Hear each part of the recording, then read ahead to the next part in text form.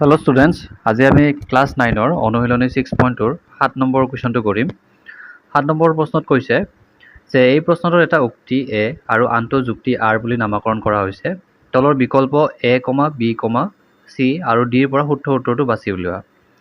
তো ইয়াতে উক্তি এত কৈছে যদি ত্ৰিভুজ এ বি চিৰ বি চি বাহুক ডি বিন্দুলৈ বঢ়াই দিয়া হয় তেন্তে এংগেল এ চি ডি সমান angle A plus angle B. তো ইয়াৰ বাবে আমি এটা ত্ৰিভুজ অংকন কৰিব লাগিব। আমি ত্ৰিভুজ এটা অংকন কৰিম ইয়াতে। এই ত্ৰিভুজটোৰ মই নাম দিলোঁ এ বি চি। ইয়াত কৈছে যে কি ত্ৰিভুজ এ বি চিৰ বি চি বাহুক ডি বিন্দুলৈ বঢ়াই দিয়া হৈছে। তাৰমানে ডি বাহুক বি চি বাহুক ডি বিন্দুলৈ বঢ়াই দিছে। ডি বিন্দুলৈ বঢ়াই দিলোঁ। ডি বিন্দুলৈ বঢ়াই দিয়া হ'ল। বঢ়াই দিয়াৰ ফলত কি কৈছে যিটো কোণ উৎপন্ন হৈছে এ চি ডি মানে এই বহীকণটো ভিতৰৰ এই দুটা কোণৰ যোগফলৰ সমান বুলি কৈছে। তো এইটো আমাৰ সত্য হ'ব, কাৰণ কিয় আমাৰ এটা উপপাদ্য আছে কি যেতিয়া আমি ত্ৰিভুজৰ যিকোনো এটা বাহু বঢ়াই দিওঁ তাৰ ফলত উৎপন্ন হোৱা যিটো বহীকণ থাকিব সেই বহীকণটো বিপৰীত অন্তঃকোণ দুটাৰ যোগফলৰ সমান। এই উপপাদ্যটো আমাৰ পিছৰ যি অনুশীলনী আছে তাত ব্যৱহাৰ হ'ব বা আমি তাত পাম। তো এইটো আমাৰ সত্য হ'ব। 1 নম্বৰটো উক্তি এটো আমাৰ সত্য হ'ব। উক্তি এটো আমাৰ সত্য হ'ব। এইবাৰ চাবা যুক্তি আৰ। যুক্তি আৰত কি কৈছে ত্ৰিভুজৰ তিনিটা কোণৰ সমষ্টি 180 ডিগ্ৰী। এইটো আমি আগতে পাইছিলোঁ যে ত্ৰিভুজৰ তিনিওটা কোণৰ যোগফল কিমান হয় 180 ডিগ্ৰী। তো যুক্তি আৰটো সত্য। এতিয়া আমি বিকল্পকেইটা চাম। বিকল্প এত কৈছে উক্তি এ আৰু যুক্তি আৰ দুয়োটাই সত্য আৰু যুক্তি আৰ উক্তি এৰ শুদ্ধ ব্যাখ্যা। এতিয়া চাবা উক্তি এ আৰু যুক্তি আৰ দুইটা সত্য হয়, কিন্তু উক্তি এৰ জানো যুক্তি আৰটো সঠিক ব্যাখ্যা হয়? নহয়, কাৰণ ইয়াতে আমাক উক্তিৰ এৰ কাৰণে যুক্তি আৰে সঠিককৈ ব্যাখ্যা কৰা নাই। গতিকে ইয়াৰ বাবে আমাৰ বিকল্প বিটো হ'ব, কাৰণ বিকল্প বিত কৈছে উক্তি এ আৰু যুক্তি আৰ দুয়োটাই সত্য, কিন্তু যুক্তি আৰটো উক্তি এৰ শুদ্ধ ব্যাখ্যা নহয়। তো ইয়াৰ শুদ্ধ উত্তৰটো হ'ব এনচাৰ বি। বিকল্প বিটো শুদ্ধ উত্তৰ হ'ব।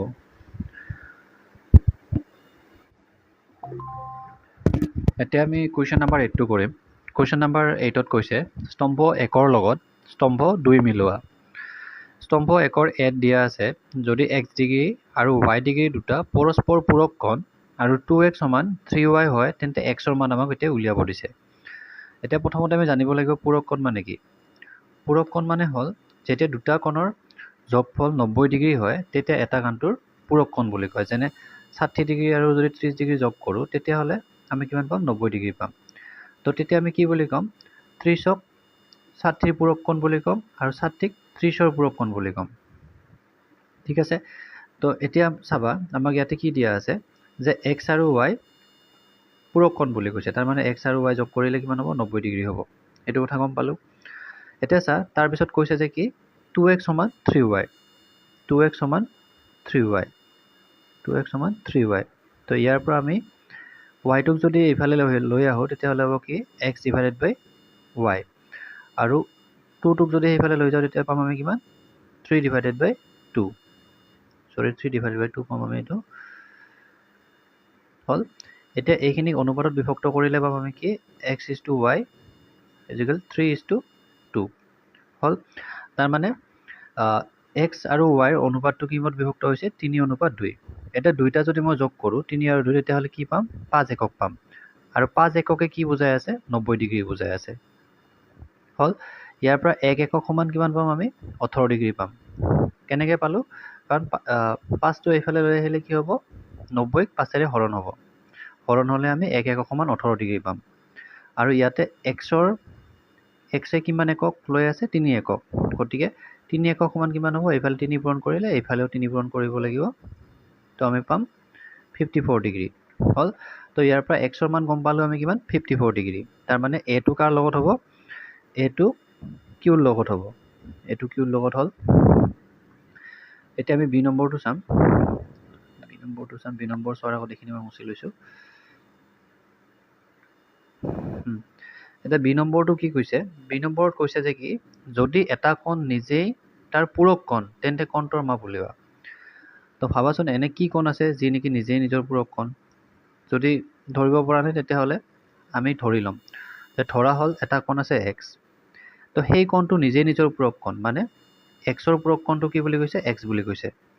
আৰু এই দুটা কোণ যোগ কৰিলে কিমান হয়, 90 ডিগ্ৰী হ'ব। ঠিক আছে, তো ইয়াৰ পৰা এক্সৰ মান আমি ওলালে গম পাম যে সেই কোণটো কিমান হ'ব। ইয়াৰ পৰা আমি এক্সৰ মান কি পাম, এক্সটো ইয়াতে ৰাখি 2টো ইফালে লৈ আহিলে হ'ব 90 হৰণ 2। তো ইয়াৰ পৰা পাম আমি 45 ডিগ্ৰী হ'ল।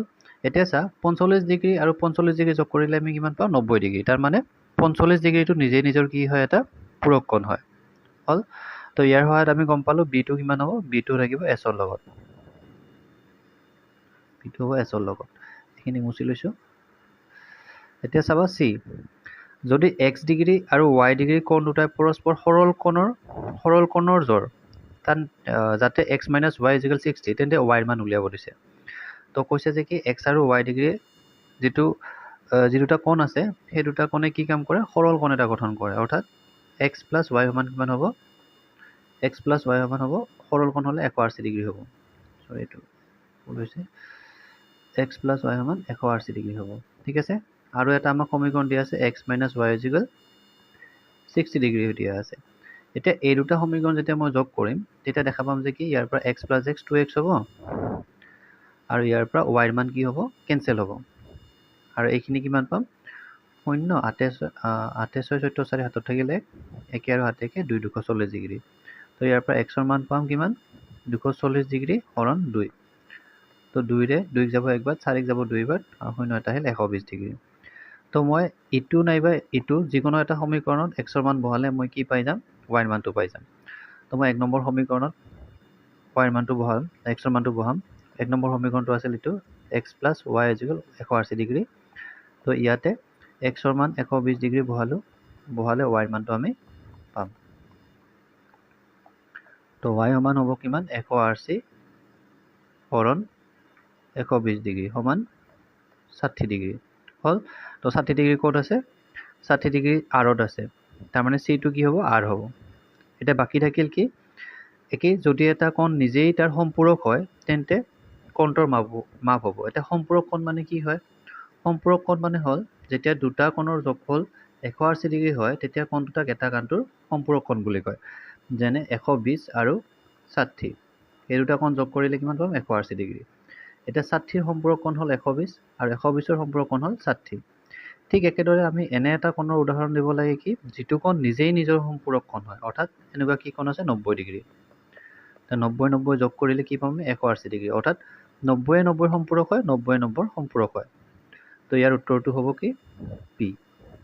তাৰমানে আমি গম পালোঁ এটো হ'ব কিউ, এ কিউ থকা দুটা অপশ্যন আছে, এ আৰু বি। বি হ'ব এছ, বি হ'ব এছ, তাৰমানে অপশ্যন এটো হ'ব কাৰেক্ট। তো ইয়াৰে এনচাৰটো হ'ব অপশ্যন এ।